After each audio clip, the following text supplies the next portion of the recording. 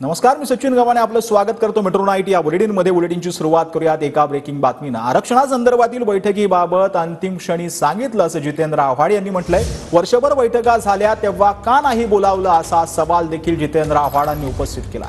आरक्षणावरून जितेंद्र आव्हाडांनी सत्ताधाऱ्यांवर ही टीका केलेली आहे.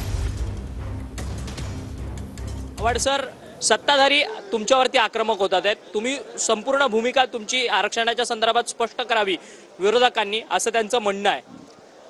असं आहे, त्यांचं काय म्हणणं हे आमच्या दृष्टीने काही त्याला महत्त्व नाही आहे. एक तर पहिली गोष्ट म्हणजे तुम्ही जे म्हणालात की तुम्ही आक्रमक होतात, आम्ही शांतपणाने बसून आहे. कारण का त्यांनी स्ट्रॅटेजी आखलेली आहे.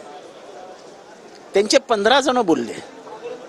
आमचा विरोधी पक्षनेता बोलायला उठला की ते तिथनं इतका आवाज करतात की विरोधी पक्षनेता काही करूच शकत नाही. त्यामुळे आम्ही शांतपणे बसून सत्ताधाऱ्यांचा तमाशा बघतोय.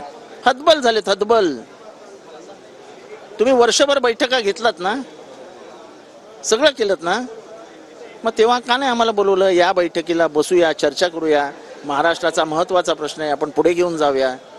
तेव्हा तर तुम्ही एकटे एकटे जात होतात. आता कशाला आम्याची गरज आहे? तुम्ही घ्याल तो निर्णय. ह्याच्यात काय आमची चुकीची भूमिका आहे? तुम्ही अंतिम क्षणी आम्हाला सांगेल की या आता तुम्ही, तर आम्हाला काय पार्श्वभूमीच माहीत नाही.